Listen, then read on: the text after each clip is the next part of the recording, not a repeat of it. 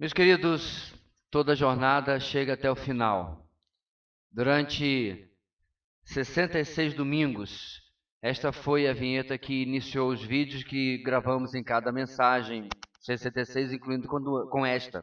Depois de 18 meses, chegamos hoje ao final do capítulo 50 e ao final da nossa jornada no livro de Gênesis. Nossa caminhada estará concluída depois da mensagem de hoje, a mensagem final. E durante, irmãos, todos esses meses e todas essas mensagens, nós tivemos reafirmando um tema geral do livro de Gênesis que, pela última vez, quero convidar os irmãos a nós declararmos juntos. Vamos lá?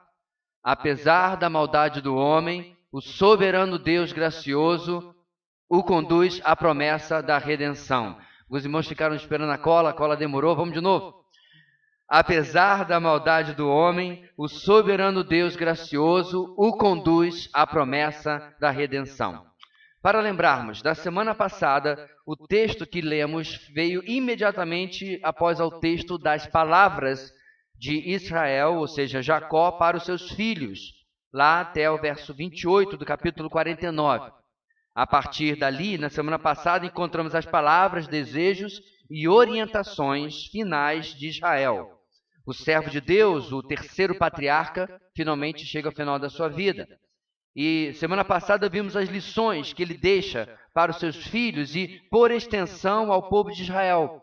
E aprendemos como isso nos ensina ainda hoje a vivermos debaixo dos propósitos soberanos e eternos do nosso Deus. Vivermos em uma fé viva que influencia as pessoas no presente e no futuro, até mesmo, quem sabe, depois de não estarmos mais aqui. Após a ida a Canaã para o sepultamento, conforme Israel havia pedido, havia solicitado, o povo de Deus, a semente santa, retorna ao Egito. E hoje, na mensagem, nós vamos ver, por final, como que dos temores são acalmados pela convicção de que o Senhor sempre está no controle e todas as coisas cooperam para a sua vontade soberana para que ela se realize. E essa vontade, como nos disse Paulo, muitos séculos depois do nosso texto, é boa, perfeita e agradável. Para nós compreendermos melhor a continuação do nosso texto, da nossa mensagem, a continuação de tudo isso, vamos ler, irmãos, o final do livro de Gênesis, no capítulo 50, do versículo 15 até o versículo 26. Gênesis, capítulo 50, versículo 15 até o 26. Creio que a sua Bíblia já está aberta, vamos, portanto, ler a uma só voz. Diz assim a palavra do Senhor. Vendo os irmãos de José que seu pai havia morrido, disseram: e se José tiver rancor contra nós e resolver retribuir todo o mal que lhe causamos? Então mandaram um recado a José, dizendo: antes de morrer, teu pai nos ordenou que te disséssemos o seguinte: peço-lhe que perdoe os erros e pecados de seus irmãos, que o trataram com tanta maldade. Agora, pois, perdoa os pecados dos servos do Deus de teu pai. Quando recebeu o recado, José chorou. Depois vieram seus irmãos, prostraram-se diante dele e disseram: aqui estamos, somos teus escravos. José, porém, lhes disse: não tenham medo. Estaria eu no lugar de Deus? Vocês planejaram mal contra mim, mas Deus o tornou em bem, para que hoje fosse preservada a vida de muitos. Por isso, não tenham medo. Eu sustentarei vocês e seus filhos. E assim os tranquilizou e lhes falou amavelmente. José permaneceu no Egito com toda a família de seu pai. Viveu 110 anos e viu a terceira geração dos filhos de Efraim. Além disso, recebeu como seus os filhos de Maquir, filho de Manassés. Antes de morrer, José disse a seus irmãos: estou à beira da morte, mas Deus certamente virá em auxílio de vocês e os tirará desta terra, levando-os para a terra que prometeu com juramento a Abraão, a Isaque e a Jacó. E José fez que os filhos de Israel lhe prestassem um juramento, dizendo-lhe: quando Deus intervier em favor de vocês, levem os meus ossos daqui.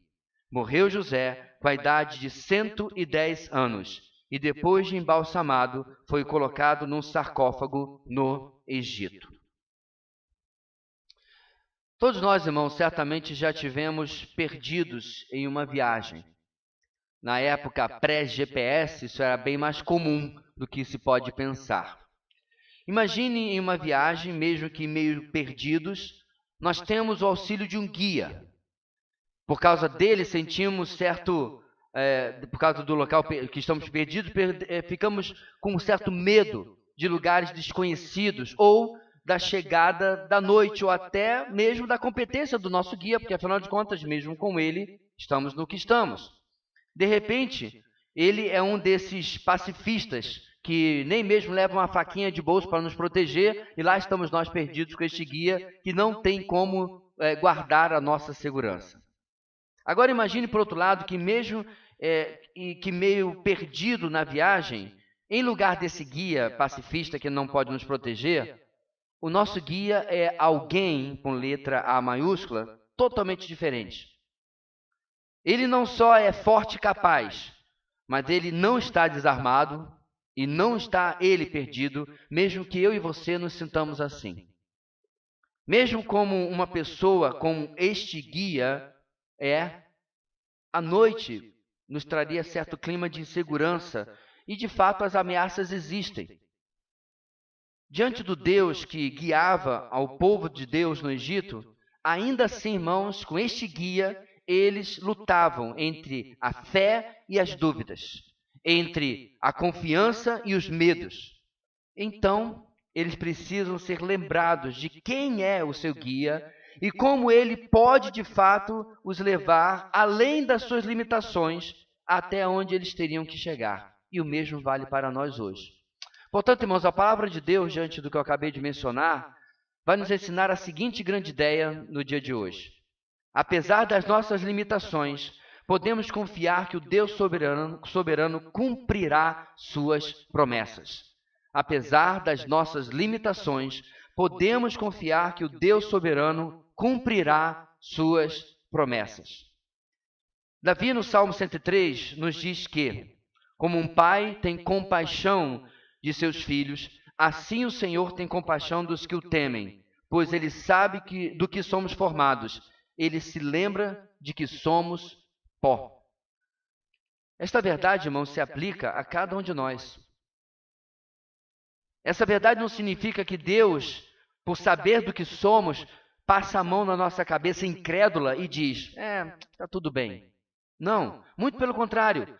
Ele, compreendendo as nossas limitações, ele diz outra coisa, ele diz, não temas, somente creia. Em resposta às nossas limitações, ele não as tolera, mas tenta transformá-las em fé. Tenta modificá-las para que nós possamos confiar, para que nós possamos descansar naquilo que ele está fazendo. E uma das nossas limitações, uma das coisas que mais nos afetam, é o impacto dos nossos erros do passado. É o peso que o nosso histórico traz, que a nossa bagagem traz. Como um pesadelo recorrente, os nossos erros do passado voltam para denunciar a nossa inaptidão, a nossa incapacidade de fazer de forma diferente do que fizemos antes, de fazer o certo. É como se ele viesse nos dizer, você não consegue, você não é capaz, lembra do que você fez quando e quando? Lembra qual foi o seu comportamento? Além disso, irmãos, os nossos erros passados são muitas vezes obstáculos, não só para as pessoas nos verem de forma diferente, mas também de acreditarmos que eles são capazes de nos ver de forma diferente. Então, diante disso, meus irmãos, como nós podemos encarar esses problemas, esses erros do passado, que são um dos obstáculos que o nosso guia tem que nos ajudar?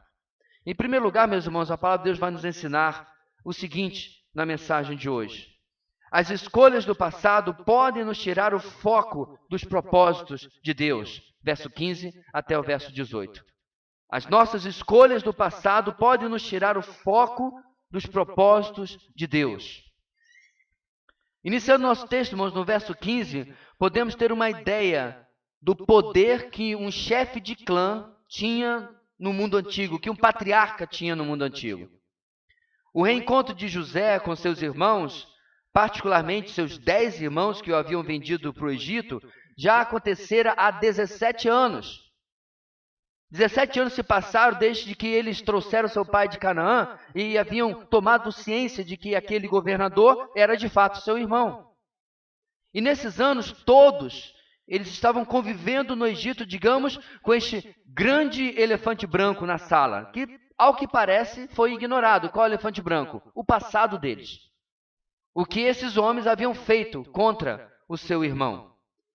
Ou talvez esse episódio tenha até sido tratado um pouco, mas o peso da culpa era tão grande que agora, com a morte do seu pai, com a morte de Israel, o assunto volta à tona para esses 10 irmãos, como eu disse, uma vez que Benjamim não teve nada a ver com aquilo que aconteceu.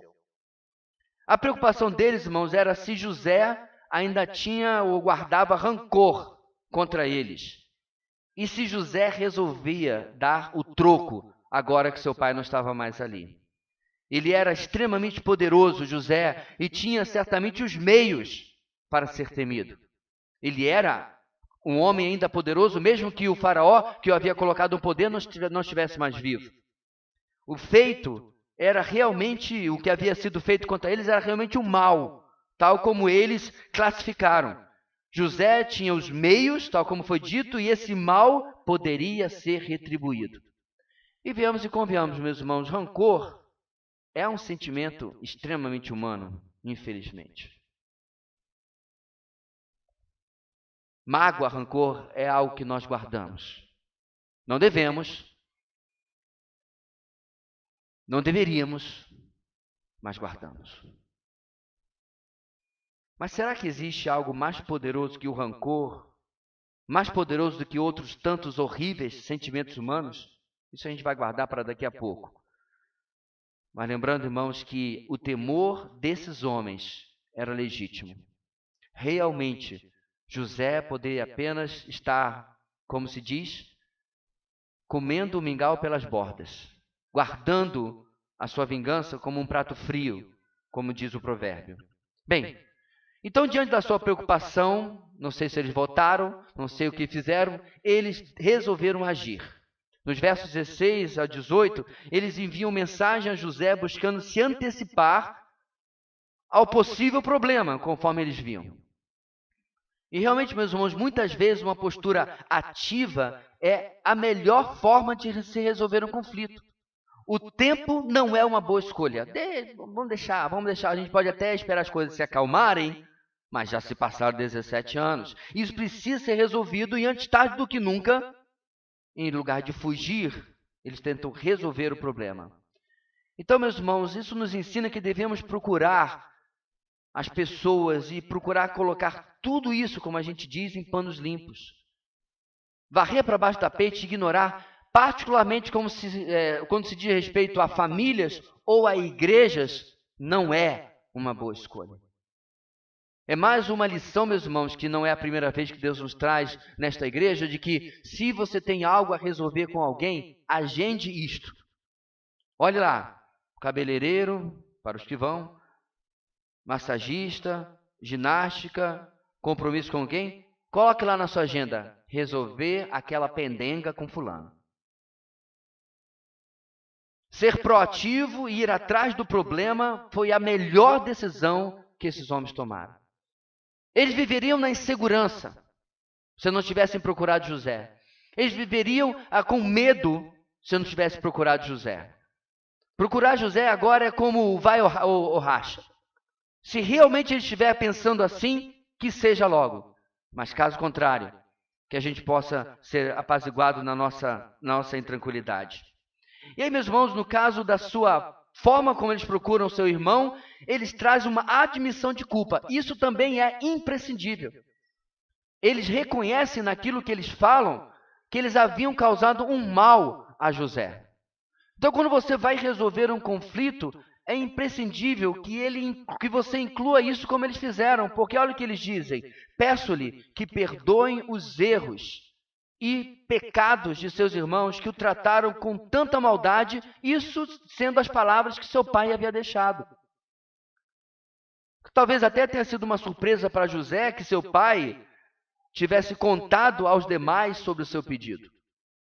Mas o fato é que Israel procedeu com muita sabedoria e agiu em promover a reconciliação dos seus irmãos. Porque realmente, irmãos, bem-aventurados são os pacificadores. Ele age também com sabedoria, os seus irmãos também agem com sabedoria, porque, em primeiro lugar, eles usam de forma apropriada a autoridade, como eu disse, do chefe do clã. O teu pai, olha como eles falam para José, não o nosso, o teu pai disse enquanto ainda estava vivo. Sabedoria. Mas também, como eu disse, porque eles reconhecem a sua culpa. É muito complicado quando você vai resolver um conflito de cima de um pedestal. É difícil que alguém vá lhe ouvir. A melhor postura é colocar o proverbial chapéu no peito, vestir as sandálias da humildade, também proverbiais, não precisa ser literalmente, e reconhecer o que você fez de errado. Pastor, mas e se o outro tiver feito alguma coisa? Que não é o nosso caso. Porque geralmente conflitos, irmãos, a situação é diferente dessa que nós temos no nosso texto. Geralmente, ambos os lados têm algo a acertar, têm algo a se responsabilizar. E esta é um ótimo lugar para nós começarmos. Me perdoe, eu errei. Mesmo que o outro lado não esteja disposto a ter a mesma atitude. Você vai se livrar, meu querido, de um enorme peso. No caso deles, não sabemos, mas talvez seja a primeira vez em todo este tempo que eles tratam, como eu disse, desse grande elefante branco na sala. E resolvem ou tentam resolver o seu conflito. Bem, olha como essa atitude é importante, irmãos. Tal atitude tem um grande impacto sobre José. Mais uma vez, o relacionamento com seus irmãos traz lágrimas aos olhos de José. E esse impacto, inclusive, é reforçado por eles com atitudes práticas. No verso 18, eles repetem um gesto que fizeram 17 anos antes, quando haviam reencontrado José. O que eles fazem? Sem ainda saber que era José, eles haviam se prostrado em terra e se disposto a ser os seus escravos. Agora eles sabem que é o seu irmão, e pior, sabem o que fizeram. Eles têm a mesma atitude. Uma atitude de humildade, irmãos, mesmo, claro, que não seja tão corpórea, gráfica, pessoal como esta, uma atitude de humildade possui um enorme poder em situações como estas. Porque nossas tentações numa situação de conflito é fazer o básico, fazer o mínimo necessário. É pedir umas desculpas meio esfarrapadas, umas desculpas que mesmo não nos comprometem, não nos humilham. É um meio que, oi, foi mal aí, viu? Eu acabei com a sua vida, mas foi mal aí. Porque nós somos, de fábrica, seres orgulhosos. Agimos orgulhosos, de forma orgulhosa com os nossos cônjuges, com os nossos pais, com os nossos filhos. E eu já comecei com o ciclo das pessoas que nós deveríamos mais amar. E nós agimos de forma orgulhosa com os nossos irmãos em Cristo também. Portanto, meus irmãos, a atitude deles é extremamente significativa. Ela é movida pelo medo de uma represária? Sim. Mas ainda assim, eles agem de uma maneira humilde. Agem de uma maneira onde eles podem ser reconhecidos como verdadeiros naquilo que eles estão procurando da parte de José. Por outro lado, é pedir uma desculpa que não seja nem desculpa, que seja que não demonstre arrependimento, que não nos coloque como inferiores, com certeza não vai chegar ao mesmo resultado. Mas retornando, irmãos, ao enunciado do nosso primeiro ponto, aqui temos homens que já foram relembrados vez após vez na sua história, de como o Senhor os havia guardado e os havia preservado para um futuro glorioso, para um futuro maravilhoso. Para eles, e principalmente para os seus descendentes, aquilo que Deus havia guardado para o futuro era algo tremendo. Esses homens foram lembrados várias vezes disso. Diante deles, irmãos, havia a promessa de uma terra prometida de aproximadamente 50.000 quilômetros quadrados. E que Deus os tiraria dali e os levaria a essa terra. E muitas outras provas do cuidado do Senhor havia sido dado a esta família desde os dias de Abraão, de Isaque e do seu pai Jacó, Israel. Eles não podiam negar que eram o povo com quem o Senhor estava afirmando as suas alianças. Ainda assim, haviam perdido o foco.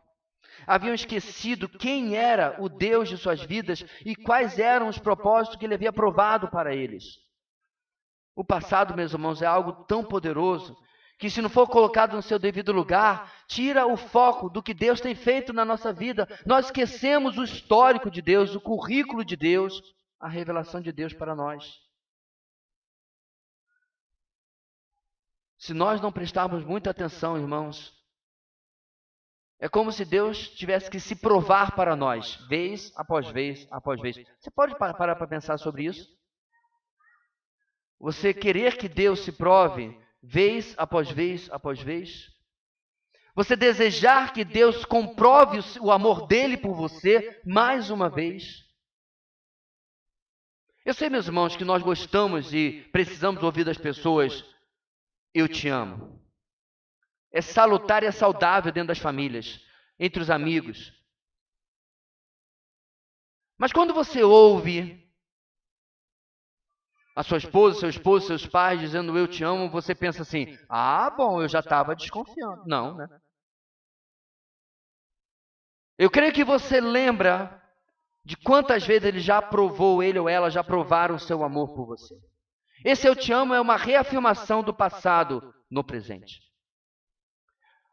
Meus irmãos, quando nós duvidamos, quando nós perdemos o foco daquilo que o Senhor tem feito nas nossas vidas, é como se nós tivéssemos essa amnésia seletiva, onde nós só lembramos dos momentos onde nos sentimos desamparados, sozinhos, descuidados por Ele, em contraste com os outros muito mais momentos onde Ele cuidou de nós, nos guardou e esteve presente na nossa vida. Diante de uma possível ameaça, que eles nem tinham uma confirmação da parte de seus irmãos, esses homens deixam o seu passado os assombrar. E isso, meus irmãos, é algo terrível para mim e para você. Isso é tão fato que existe até um livro que diz colocando o seu passado no seu devido lugar. Alguém se deu ao trabalho de escrever um livro sobre isso. Eu fico pensando, meus irmãos, um homem como o apóstolo Paulo, porque sempre que eu falo sobre o passado, a primeira pessoa que me vem à mente é ele. Paulo tinha um currículo horrível. Lembra? Fariseu, perseguidor da igreja. Eu até acredito, meus irmãos, que Paulo nunca de fato chegou a matar alguém, matar um cristão. Deus o preservou isso. Mas ele sabia que muitos perderam a sua vida, muitos cristãos, por causa dele. Eu fico pensando, meus irmãos, quando Paulo chegava em uma determinada igreja, e lá estava o tio, o primo, a mãe de alguém que havia sido vítima do ministério farisaico de Paulo. Literalmente, ele fala sobre isso, entrar nas casas e arrastar as pessoas, achando que estava fazendo a obra de Deus. Passa o caminho de Damasco. E aí você lê Paulo escrevendo lá em Filipenses: esquecendo-me das coisas que para trás ficam. Sigo, avanço rumo ao alvo em Cristo Jesus. Por que ele fala isso? Porque o passado é real. Ele não deve interferir com a nossa realidade no presente, mas ele é real. Ele deve ser sempre, meus irmãos, colocado em xeque, colocado no seu devido lugar, para usar o título do livro. E o devido lugar, meus irmãos, é usado ou é encontrado com o remédio que o Senhor nos traz. Porque, graças a Deus, existe uma cura. Existe um remédio para quando nós somos tentados a ficar em banho-maria, morgando no nosso passado e sermos dominados por culpas, com coisas que às vezes até estão já resolvidas. E essa cura se encontra, é claro, meus irmãos, na pessoa e na obra do nosso Deus em Cristo Jesus. Se a carne, o mundo, o diabo, nos tentar lembrar do nosso passado, nós precisamos aprender a apresentar a eles o nosso Deus presente, aquele que também cuida do nosso futuro. Então, em segundo lugar, meus irmãos, a palavra de Deus nos ensina, do versículo 19 ao 21, o seguinte: precisamos ser lembrados do cuidado soberano de Deus quando a dúvida nos ataca. Precisamos ser lembrados do cuidado soberano de Deus quando a dúvida nos ataca. Esses breves versículos, meus irmãos, começam nos trazendo José recebendo seus irmãos como ajoelhados diante dele e se colocando à disposição para ser os seus escravos. Como eu disse, repetindo o gesto de 17 anos atrás. E por que eles fizeram isso, irmãos? Porque para eles a ideia de que fossem escravos, a ideia da escravidão, era um mal menor do que eles supunham que José planejava para eles. Então eles se adiantam. Já está tudo perdido na cabeça deles, bora nos voluntariar como escravos, vai ser melhor. Contudo, meus irmãos, no verso 19, o homem que já havia chorado ao receber aquela mensagem dos seus irmãos, começa com uma expressão tantas vezes ouvidas na palavra de Deus, dita pelo próprio Deus. Qual a expressão? Não tenham medo. José já começa, meus irmãos, no foco do problema. Eles são movidos pelo medo. Então, não tenham medo. José entendia de que, na visão humana, o medo deles é algo compreensível e eles precisavam ser tranquilizados. Eu penso que José pensa em quem ele é e como os irmãos o viam, aquele homem realmente poderoso, com os meios para fazer o que eles temiam. E eles precisam então ser, como eu disse, tranquilizados. É interessante, irmãos, que Deus e o próprio Senhor Jesus usaram desta abordagem várias vezes. Em Isaías 35, 3 e 4, palavras de esperança são direcionadas ao povo de Deus. Lá o profeta Isaías diz o seguinte: fortaleçam as mãos cansadas, firmem os joelhos vacilantes, digam aos desanimados de coração, sejam fortes, não temam. Seu Deus virá com vingança, com divina retribuição, virá para salvá-los. Essa é uma palavra, irmãos, profética, apocalíptica, que mostra que nenhum sofrimento, nenhuma agrura nesta vida é para sempre. Tudo tem prazo de validade, mesmo que seja lá na consumação das coisas. Deus vai colocar tudo em ordem. Portanto, não temam. Deus está no controle. Mas, irmãos, mesmo nas situações de dores circunstanciais momentâneas, a palavra de esperança também é a mesma. Quer ver só, diante da notícia da morte da sua filha, Jairo ouviu do Senhor em Marcos 5 as mesmas palavras: não tenha medo, tão somente creia. Nunca passei por isso, meus irmãos, mas exortação difícil de você atender quando você está passando pelo que Jairo está passando. Ainda assim, Jesus fala isso para nos mostrar, meus irmãos, que independente do que esteja acontecendo, nós podemos crer no Deus que age em nosso favor. Nós podemos crer e não temer que Ele tem controle de todas as coisas. Mesmo, meus irmãos, quando as consequências ou o resultado daquilo que nós temos temido não seja aquele que nós esperamos. Mesmo que Ele não ressuscite a filha de Jairo na nossa vida, Deus diz para nós nessa noite: não tema, eu estou com tudo sob controle. Meus irmãos, mas pode uma simples expressão como esta mudar alguma coisa? Pode ela resolver os problemas? Eu acho que ela sozinha não. Ela precisa de um certo peso. Ela precisa de uma certa confirmação. E este peso, esta confirmação, está na pessoa que fala, isto é, naquilo que ela é, ou mesmo aquilo que ela não é. Então, primeiro, nós podemos olhar para o Senhor. Em todas as circunstâncias, Ele nos diz, não temas. Inclusive, dizem por aí, meus irmãos, que existem 365 ocorrências de não temas ou as suas variantes na Bíblia, uma para cada dia do ano. Eu nunca contei. Eu não sei se é verdade ou alguém inventou porque é bonitinho para escrever por aí. Mas mesmo que estivesse apenas uma vez, quando é o Senhor que fala, o peso é suficiente. Então Ele nos diz, não tema. Segundo, é importante aquele que não diz isso, porque olha o que José fala: estaria eu no lugar de Deus? Não temam, porque eu não sou Deus para fazer o que vocês estão pensando. Eu não sou Deus para condenar vocês como vocês acham que serão condenados. Incrível, meus irmãos, como isso bate perfeitamente com o conselho do Senhor Jesus em Lucas capítulo 12. Porque, meus irmãos, aqui eles estão temendo José quando deveriam estar temendo a Deus. Em Lucas 12, Jesus fala: eu lhes digo, meus amigos, não tenham medo dos que matam o corpo e depois nada mais podem fazer. Mas eu lhes mostrarei a quem vocês devem temer. Temam aquele que, depois de matar o corpo, tem poder para lançar no inferno. Sim, eu lhes digo, esse vocês devem temer. Em outras palavras, em resumo, jamais temam as pessoas ou as circunstâncias. Reserve o seu temor apenas a Deus. E mesmo, meus irmãos, este temor que reservamos para Deus, que seja a expressão da nossa pequenez diante da grandeza dele, que seja a expressão do nosso amor, da nossa reverência, que não seja sinônimo de medo, mas seja um temor real. Mas José, meus irmãos, ainda não falou o mais importante na sua interação com seus irmãos. Peço a sua atenção para o verso 20, porque nós chegamos ao, talvez, meus irmãos, o texto mais importante do livro de Gênesis, ou no mínimo na vida de José.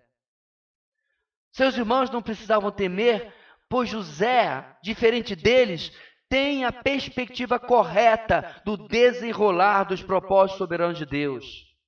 José havia superado o passado, não por meios humanos, não por algum tipo de meditação transcendental ou terapia ocupacional. Ele não foi para o encontro com Deus, ele não subiu o monte, e nada disso. Ele apenas, meus irmãos, foi amadurecido no cadinho de Deus, ele entendeu o que Deus estava fazendo. Então, primeiro, meus irmãos, ele não dourava a realidade. Seus irmãos o ouviram dizer: vocês planejaram o mal contra mim. Então, como é, meus irmãos, que nós superamos o passado? Não finja que ele não aconteceu. Não seja amargurado por ele, não seja tomado de rancor por ele, mas não finja que não aconteceu. O passado é o passado. Quando você olha nos olhos, ele baixa os olhos. Porque aquilo que Deus tem feito na sua vida no presente, consertando a sua vida, curando a sua vida, como fez com José, tira, esvazia o poder que o passado tinha sobre a vida dele. Então José está dizendo: eu sei o que vocês fizeram. Eu não ignoro que a realidade é terrível e devastadora. Como que eu poderia? Eu vivi isso na pele. Meus irmãos, a admissão de culpa de vocês é pertinente, porque a minha admissão de sofrimento desse mal também é pertinente. Eu estou desenlaçando aqui, meus irmãos, tudo que José está pensando, porque ele está dizendo: vocês realmente estão falando certo, vocês fizeram o mal, vocês planejaram o mal contra mim. Mas José, meus irmãos, não se deixava definir pelas ações pecaminosas dos outros. Preste muita atenção, esse é um enorme problema na nossa vida. Nós reagimos e não agimos. Essa é uma das coisas que nós mais tratamos, ou pelo menos eu mais trato em aconselhamento matrimonial e até pré-matrimonial. Você não terá nenhum casamento e nenhum relacionamento bem-sucedido se você for uma pessoa reagente. Porque foi exatamente o contrário que o Senhor Jesus nos ensinou e nós passamos por esse texto na nossa EBD. Não retribua o mal com o mal, mas o mal com o bem. Retribuir o mal com o mal é ser reagente. É fazer o óbvio. É fazer o que é esperado. Meus irmãos, o esperado pelos homens é que esses homens que estão aqui nem vivos estivessem. Tudo aquilo que nós lemos na primeira vez que José se encontra com seus irmãos, era para dizer: pode prender tudinho e vende para um país bem longe. Humanamente falando, é isso aí. Ah, pastor, que terrível coisa, é isso que o senhor faria? Você faria também. Ou pelo menos teria desejo de fazer. Porque o problema não é se nós faríamos, mas a nossa reação, irmãos, começa no coração. Talvez por fora você estaria, assim pensa você sobre si mesmo: ai, que benção, meus irmãos, depois de tanto tempo que eu não vejo, né? Mas por dentro está: deixa eu ver quanto tempo ele aguenta abaixo d'água. Por isso que é tão difícil, irmãos, esconder do nosso Deus quem nós realmente somos, porque, como ele disse para Samuel, Deus não vê como vê o homem vê o exterior, mas Deus vê o coração. Mas José não se deixava, como disse, definir pelas ações pecaminosas dos outros, porque em seguida, em segundo lugar, ele declara: mas Deus o tornou em bem. A frase toda é: vocês planejaram mal contra mim, mas Deus o tornou em bem. José não era derrotado por um passado que não o vitimizara. Ele não foi vítima do seu passado, mas o passado que foi usado por Deus para realizar aquilo que Deus havia determinado, para um bem maior. José compreendia, meus irmãos, que o seu conforto pessoal, que o seu bem-estar pessoal eram secundários quando Deus tem um propósito maior e soberano. Por quê? Olha a continuação do versículo.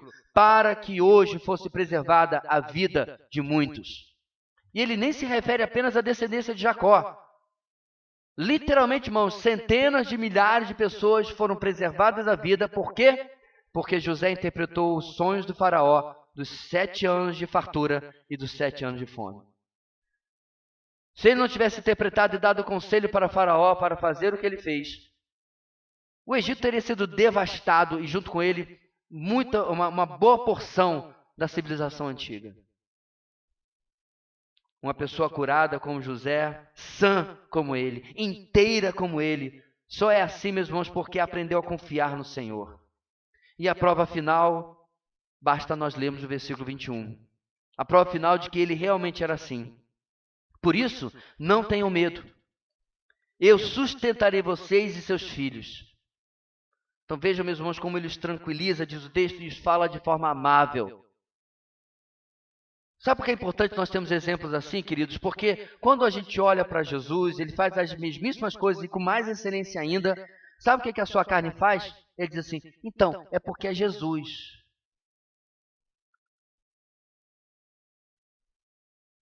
Qual a sua desculpa quando você vê um homem como José fazendo o que está fazendo? Você não consegue perdoar nem o que falou torto com você.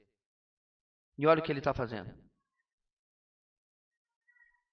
O Senhor Jesus, sem dúvida nenhuma, irmãos, é o nosso exemplo supremo. Mas outros exemplos na palavra de Deus servem para que nós possamos compreender como tudo que está aqui, eles não são super-heróis, eles não são sobre-humanos, eles não são super-espirituais. São homens, muito pelo contrário, que reconheceram a sua fraqueza e repousaram no poder e na força do seu Deus. Então, as ondas estão altas demais, o vento e a tempestade estão assustadores. Você não está gostando do deserto que parece que nunca termina? Não tema. O cuidado soberano do nosso Deus nunca cessa. Ele sempre cuida dos seus, isto é, ele sempre cuida daqueles que se tornaram seus filhos por meio da morte e do sacrifício de Cristo, fato que inclusive nós lembramos nesses dias durante a Páscoa. Lembrem, meus irmãos, por fim, de Jeremias. Mesmo com os babilônios às portas e depois causando a queda de Jerusalém, mesmo com o templo destruído e o povo sendo levado para o cativeiro, da onde o próprio Jeremias sabia que eles só retornariam, que o Senhor os traria apenas depois de 70 anos, mesmo com tudo isso, Jeremias não encontra uma caverna e vai ficar lá deprimido, deitado em posição fetal, chupando o dedo. Não. Ele escreve, meus irmãos, um dos textos mais maravilhosos sobre como você enfrenta a catástrofe, a tragédia na sua vida. Preste atenção. Lamentações de Jeremias, capítulo 3, versículo 19. Lembro-me da minha aflição e do meu delírio, da minha amargura e do meu pesar. Lembro-me bem disso tudo. E a minha alma desfalece dentro de mim. Ele não ignora a realidade. Lembra de José? Todavia, lembro-me também do que pode me dar esperança. Graças ao grande amor do Senhor é que não somos consumidos, pois as suas misericórdias são inesgotáveis. Renovam-se cada manhã, grande é a sua fidelidade. Digo a mim mesmo, a minha porção é o Senhor, portanto nele porei a minha esperança. Lembrei da viúva com o pão. Não tem mais nada, ganhou um pão, o que ela diz? Tudo isso, e ainda Cristo. Porque Jeremias, meus irmãos, não tem mais nada, ele é um homem idoso. A cidade do seu coração está destruída, a cidade santa. E ele nem sequer consegue ficar lá junto com os que sobraram, porque ele é tomado por alguns e é levado à força para o Egito. Ainda assim, ele quer se lembrar daquilo que pode lhe dar esperança. E aproveitando o exemplo de Jeremias, nosso texto olha para a soberania de Deus no passado e diz: não temas. Mas ele aponta, meus irmãos, para o futuro também, em fé e esperança. Tal como com Jeremias, uma fé e uma esperança que alcançava além dos seus dias, nós vemos, meus irmãos, esses homens nos ensinando a compreender os nossos limites e de que os planos de Deus são maiores, são mais altos, mas muitas vezes são também mais demorados, mais extensos que a nossa breve história. O final do nosso texto nos mostra, meus irmãos, que mesmo quando o Senhor não faz tudo o que nós esperamos nos nossos dias, nós podemos ainda assim confiar, porque é Ele que está prometendo, e aquilo que Ele vai fazer no futuro vai ser exatamente aquilo que Ele prometeu. Em terceiro e último lugar, irmãos, nos derradeiros versículos de Gênesis, a palavra de Deus nos ensina o seguinte: o limite da nossa história deve descansar nos eternos propósitos do nosso Deus. Abraão se foi, Isaac e Jacó também, José e logo os seus demais irmãos. A história acabou? O livro acabou? Não, porque Deus continua agindo. O crente verdadeiro, meus irmãos, não pensa apenas nos seus dias, mas no que ele planta e no que ele deixa como legado para os anos que vêm depois até mesmo de quando não estivermos mais aqui. O verso 22, começando, nos traz um salto no tempo. Ele nos leva a 54 anos no futuro. 54 anos depois da morte de Israel.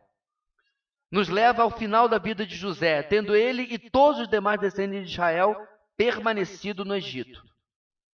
Eles ainda tinham muito tempo para continuar ali, e muito tempo até sequer que eles poderiam lembrar, porque o que Deus havia dito é que eles ainda passariam por 400 anos de opressão no Egito. Mas esses 54 anos que se passaram apontam para um bom começo. A fé do seu pai Israel os estava motivando e mantendo. E José foi recompensado ainda com ter visto os descendentes de Efraim até a terceira geração e ainda a Maquir, o neto dele, que teria uma longa descendência na história de Israel. Mais uma vez, Deus está abençoando o seu servo com continuidade para fortalecer a sua fé para o futuro. Em seguida, então, José segue os passos que seu pai havia dado no final da brevidade da sua vida. Nós não sabemos, meus irmãos, inclusive, se algum dos outros irmãos de José já tinham morrido, ou se todos os 10 estavam aqui, e ele, mesmo sendo um dos caçulas, foi, digamos, o que foi primeiro. O texto não fala. Mas ele se reúne com seus irmãos, e diante da percepção que seu tempo está acabando, José reconhece o limite da sua história. E diante disso ele desafia os demais que percebam que não é o fim. Primeiro ele os fortalece, reafirmando sobre a promessa de Deus. Deus certamente viria em socorro deles. Literalmente, algumas traduções dizem assim, José disse, Deus certamente os visitará. E essa é uma palavra, meus irmãos, muito boa, porque esse verbo hebraico, que inclusive já explicamos numa mensagem anterior, significa o seguinte: visitar significa uma intervenção divina para livramento, ou seja, bênção, ou para punição, ou seja, maldição. Então, muitas vezes, quando as pessoas falam, Senhor nos visita, tem meio que especificar, né? Ou, por exemplo, Senhor visita o Brasil. Para quê? Para abençoar ou para descer a lenha? Porque a gente está precisando dos dois.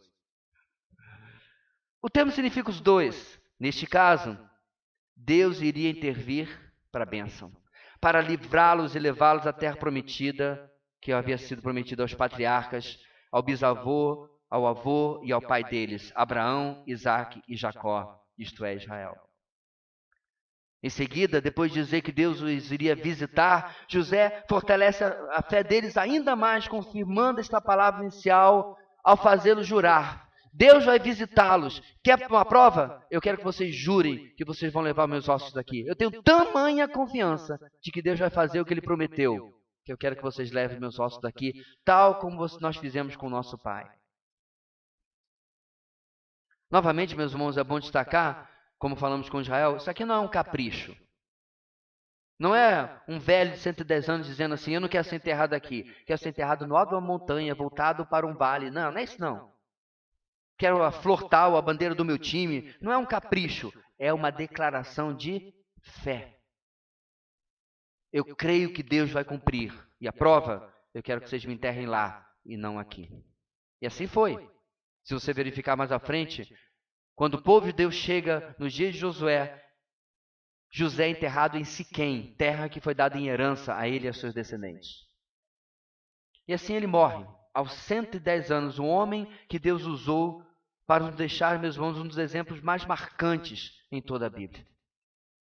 Esse e outros homens morreram sem receber a promessa em vida. Creram até o final que ela um dia chegaria aos que viessem depois deles. E cá estamos nós, filhos de Deus, pela promessa já cumprida na cruz do Calvário em Cristo Jesus.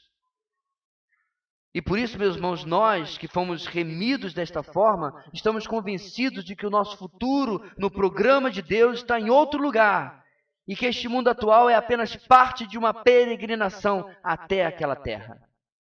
A nossa história não é aqui, a nossa história é lá. Precisamos, irmãos, saber e confiar que Deus certamente nos visitará e libertará o seu povo, apesar da morte, apesar das lutas. Quer essa libertação, quer essa visitação seja pela ressurreição dos mortos ou pelo arrebatamento, logo o nosso Egito ficará para trás e será apenas uma lembrança pálida da glória a nós prometida. Enquanto isso ainda não se concretiza para nós, enquanto ainda estamos nesta peregrinação, nós, aqueles que confiamos no Senhor, de que Ele irá nos trazer suas bênçãos prometidas, do seu jeito, nos seus caminhos, nós não temos como demonstrar a nossa fé ou deixar de demonstrar a nossa fé ao passarmos pelas circunstâncias adversas da vida. A promessa está lá na frente, meus irmãos, mas a ideia é chegarmos lá em obediência. Mesmo que a salvação esteja nos garantida em Cristo Jesus, como estamos chegando até lá? Como está sendo a nossa peregrinação? Talvez na sua leitura anual, quando você passou ali por números, foi meio complicado de ler, mas preste atenção no que você leu. Um povo libertado do Egito, mas que para chegar na Terra Prometida vai murmurando, vai reclamando. E nós? Será que nós estamos reclamando da dureza do deserto? Deste maná vil, como eles falaram? Do suprimento que Deus nos dá?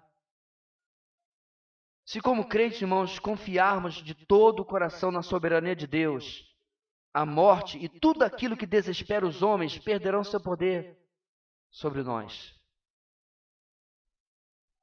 Até mesmo a perseguição, o antagonismo, desaparecerão em meio ao plano soberano de Deus, como José é um ótimo exemplo, proporcionando um espírito de confiança, um espírito de graça para nós.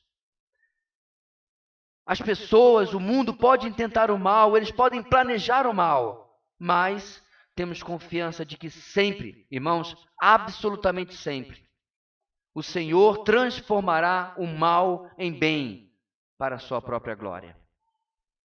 Então, apesar das limitações, das nossas limitações, podemos confiar que o Deus soberano sempre cumprirá as suas promessas. Não confie nos seus sentimentos. Não confie na sua impressão e na sua visão da vida.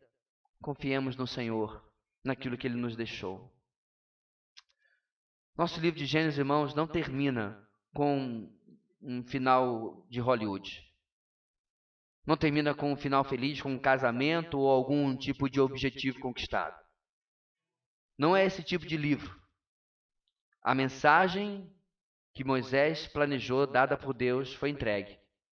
Apesar da maldade do homem, o soberano Deus gracioso o conduz à promessa da redenção. Para lembrar. Quantos obstáculos nós vimos nesses 18 meses? Nessas 66 mensagens.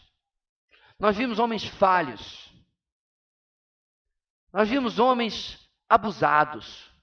Sou eu o vigia, o guardador do meu irmão? Hoje nós falávamos sobre isso. Rapaz, se a gente falar com Deus, Caim. Nós vimos homens orgulhosos porque eram violentos e assassinos. Nós vimos homens que zombavam enquanto um ancião construía um barco. Nós vimos, finalmente, Deus concentrando o seu plano através de um homem, e nós vimos este homem cometendo erros, entregando a sua esposa, não uma, mas 2 vezes. Em seguida, nós vimos uma família disfuncional. 2 gêmeos, e um era filhinho do papai e outro era filhinho da mamãe. Nós vimos um pai que, apesar de ter sido avisado por Deus de que o mais novo seria escolhido, ainda assim preferiu o mais velho. Não estamos falando de qualquer um, irmãos, nós estamos falando dos patriarcas de Israel. E quando nós chegamos do próprio Israel, cujo primeiro nome é Jacó, o usurpador, o trapaceiro, o que passa a perna. E você reclama do nome que o seu pai deu para você. Quando nós chegamos, irmãos, na história desses homens, nós percebemos quem é o verdadeiro personagem de Gênesis. E ele é Yahweh, o Senhor nosso Deus. É ele que, apesar da maldade de todos esses homens, apesar da nossa maldade, soberanamente, graciosamente conduz a humanidade no caminho da redenção. Ela não se conclui em Gênesis. Gênesis é o primeiro capítulo. É a primeira saga. Saga que vai se completar logo a seguida com a primeira parte da promessa, que é a terra prometida. Mas a redenção prometida lá em Gênesis capítulo 3 levaria ainda milhares de anos. E chegaria apenas em Cristo Jesus. Mas o livro termina com a promessa ainda não cumprida, mas com a expectativa da visitação do alto, a visitação do Senhor. Diante do escritor, diante de Moisés, quase escrevendo 400 anos no futuro, lá estava o povo de Israel, com seus 2,5 milhões de pessoas. O que acontece? Eles já haviam sido visitados por Deus e já haviam sido libertados do Egito, estavam sendo levados para a promessa. Aí você pode parar para pensar, esse povo deve ser um povo crente, né, pastor? Esse povo aí no Sinai deve ser de uma fé. Só que não. Este povo, irmãos, praticamente todinho que está ouvindo essa história pela primeira vez, na planície do Sinai, vai morrer todo no deserto por causa da sua incredulidade. Quantas vezes, meus irmãos, Deus tem que se provar para nós? Quantas vezes Ele tem que mostrar quem Ele é, até que a gente pare de morrer no deserto? Nós que já conhecemos o cumprimento dessa promessa, muito mais importante do que terra, nós que já conhecemos a cruz, nós, a companhia dos fiéis, o ajuntamento dos santos, a igreja de Cristo, será que nós ainda precisamos que Ele nos prove alguma coisa? Ou, por outro lado, possamos apenas aguardar com expectativa o dia em que a semente prometida em Gênesis capítulo 3, cumprida em Belém, na manjedoura, que nos redimiu no Calvário, esta semente prometida vencerá a maldição, encerrará tudo e transformará a nossa própria realidade. Em lugar de duvidar, irmãos, podemos olhar para o futuro e pensar, aquele que cumpriu, cumprirá novamente. Aquele que fez, fará novamente, porque se tem alguém que tem um currículo, esse é o nosso Deus. E quais são algumas coisas, meus irmãos, que podemos demonstrar nossa confiança de que Ele nos fará? Eu quero deixar, irmãos, e fechar a nossa meditação em Gênesis com esses textos. 1 Coríntios capítulo 15, versículo 22. Pois da mesma forma como em Adão todos morrem, em Cristo todos serão vivificados. Mas cada um por sua vez, Cristo o primeiro, depois, quando Ele vier, os que lhe pertencem. Então virá o fim, quando Ele entregar o reino a Deus, o Pai, depois de ter destruído todo domínio, autoridade e poder, pois é necessário que ele reine até que todos os seus inimigos sejam postos debaixo dos seus pés. Você tem medo da morte? Olha o último versículo. O último inimigo a ser destruído é a morte. Ela tem medo de Cristo. Porque na cruz nós temos o quê? John Owen, a morte da morte na morte de Cristo. Mais adiante, no último livro da Bíblia, em Apocalipse 19, os últimos inimigos da humanidade. Então vi a besta, os reis da terra e os seus exércitos reunidos para guerrearem contra aquele que está montado no cavalo e contra o seu exército. Mas a besta foi presa, e com ela o falso profeta que havia realizado sinais miraculosos em nome dela, com os quais ele havia enganado os que receberam a marca da besta e adoraram a imagem dela. Olha o final. Os dois foram lançados vivos no lago de fogo que arde com enxofre. Você tem medo do diabo? O diabo tem medo do que está escrito aqui. 2 capítulos à frente, Apocalipse 21.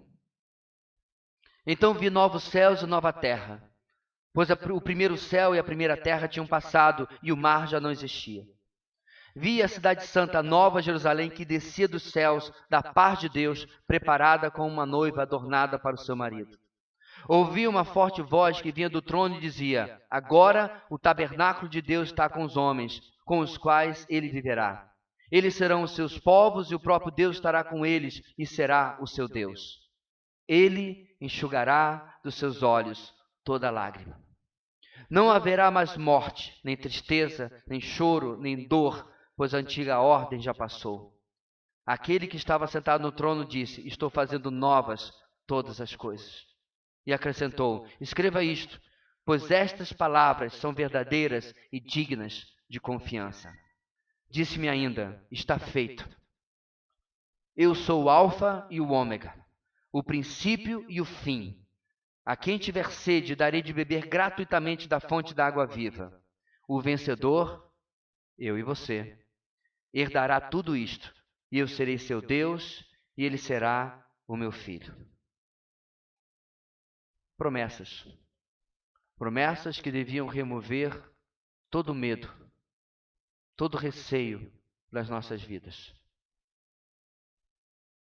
Tem uma frase que os antigos dizem, quando alguém faz algum mal ao seu filho, alguma coisa assim, os antigos diziam assim: você não foi achado na esquina.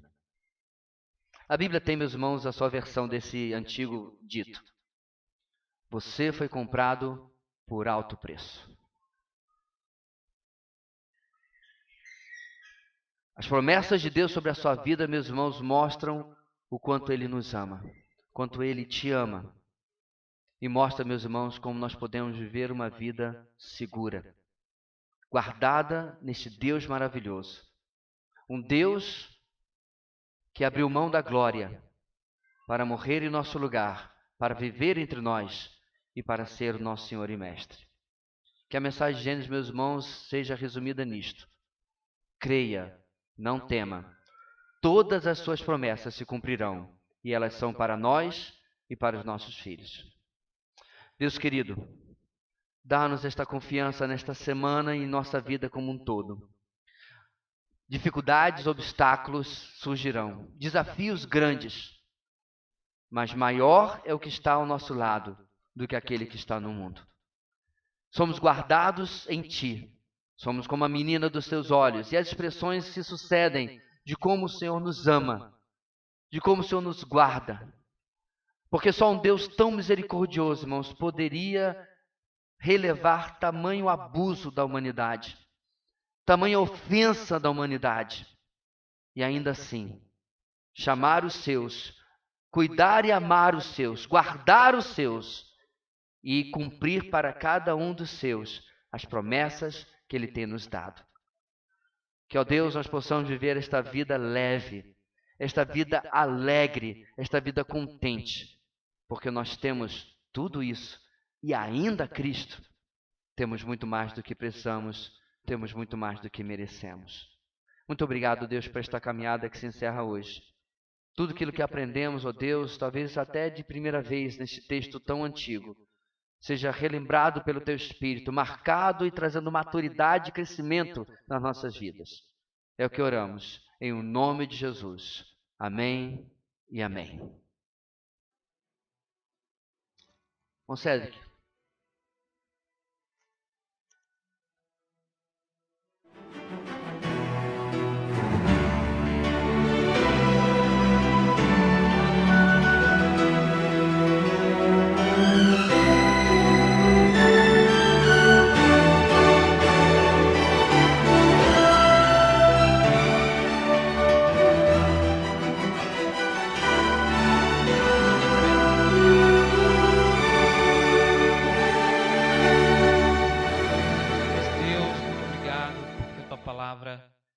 Ela sempre fala aos nossos corações, Pai.